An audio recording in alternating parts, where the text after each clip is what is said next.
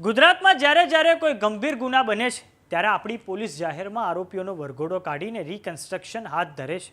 આ પછી આ વરઘોડાની રીલો ખૂબ જ વાયરલ થાય છે। લોકો હજારોની સંખ્યામાં ઘટના સ્થળ પર ઉમટી પડે છે। ત્યારે હવે રાજ્યના ઇન્ચાર્જ પોલીસ વડા ડોક્ટર KLN રાવે રાજ્યના તમામ પોલીસ અધિકારીઓને ગુજરાત હાઈકોર્ટનો એક કેસ ટાંકીને કાયદામાં રહેશો તો ફાયદામાં રહેશો તેવી લેખિત ચેતવણી આપી છે। તો આવો જાણીએ સમાચાર વિસ્તારથી। નમસ્કાર, જમાવટ સાથે હું છું પાર્થ।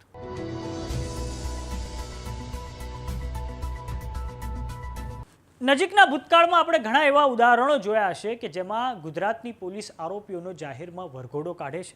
આ પછી આરોપીઓની જાહેરમાં સર્વિસ થાય છે અને તેમને જાહેરમાં બે હાથ જોડાવીને માફી પણ મંગાવડાવવામાં આવે છે। આ માટે નાયબ મુખ્યમંત્રી હર્ષ સંઘવી પોતે જાહેર મંચ પરથી પોલીસની પીઠ થપથપાવી ચૂક્યા છે। તો હવે રાજ્યના ઇન્ચાર્જ પોલીસ વડા ડોક્ટર KLN રાવે 4 પાના ભરીને વિસ્તૃત પત્ર લખીને રાજ્યના પોલીસના અધિકારીઓને ચેતવણી આપી છે। રાજ્યના પોલીસ વડા KLN રાવે ગુજરાત હાઈકોર્ટના એક કેસને ટાંકીને ચેતવણી આપી છે। આરોપીઓની જાહેરમાં પરેડ નહીં કરાવવી, આરોપીઓને હિંસાત્મક ટોળાથી બચાવવા, આરોપી સાથે ગેરવર્તણૂક કરવી નહીં, તેમજ આરોપીનું આત્મસન્માન જળવાય તેવો વ્યવહાર કરવો વગેરે વગેરે સૂચના આપણા ઇન્ચાર્જ DGP દ્વારા પોલીસ અધિકારીઓને આપવામાં આવી છે।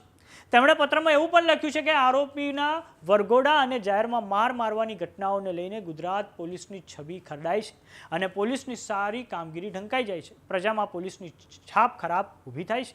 આરોપીઓના માનવ અધિકારનું હનન કરનારા અધિકારી કર્મચારી વિરુદ્ધ શિક્ષાત્મક કાર્યવાહી કરવાની રહેશે।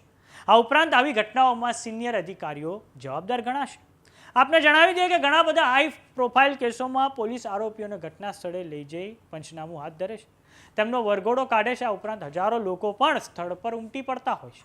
જેમ કે થોડાક સમય અગાઉ ચિરાગ ગોટીનું સુરતમાં સરઘસ કઢાયું હતું। આ પછી પાટણમાં જે ઈસમોએ પોલીસ હુમલો કર્યો હતો તેમનું પણ ચાણસ્માની બજારમાં સરઘસ નીકળ્યું હતું। આ પછી સુરતમાં પાટીદાર યુવતીના કેસમાં પણ પોલીસે આરોપીનું સરઘસ કાઢ્યું હતું। હવે જ્યારે જ્યારે આવી કોઈ ગંભીર ગુનાની દુર્ઘટના બને કે તરત જ પીડિત પરિવાર વરઘોડો કાઢવાની અપીલ પોલીસને કરતું હોય છે। પરંતુ એક વસ્તુ ચોક્કસ છે કે આ વરઘોડો અને આ રિકન્સ્ટ્રક્શન માત્ર રીલમાં જ અટેન્શન મેળવવાનું એક માધ્યમ બની ચૂક્યો છે।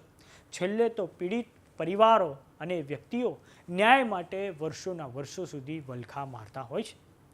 તો સમાચારોમાં અત્યારે બસ આટલું। જોતા રહો જમાવટ। જો તમે અમને YouTube પર જોઈ રહ્યા તો સબસ્ક્રાઇબ કરો, જો તમે અમને Facebook પર જોઈ રહ્યા તો ફોલો કરો। સાથે જ અમારી WhatsApp ચેનલ આવી ગઈ છે, જોઈન કરવાનું ના ભૂલતા। નમસ્કાર।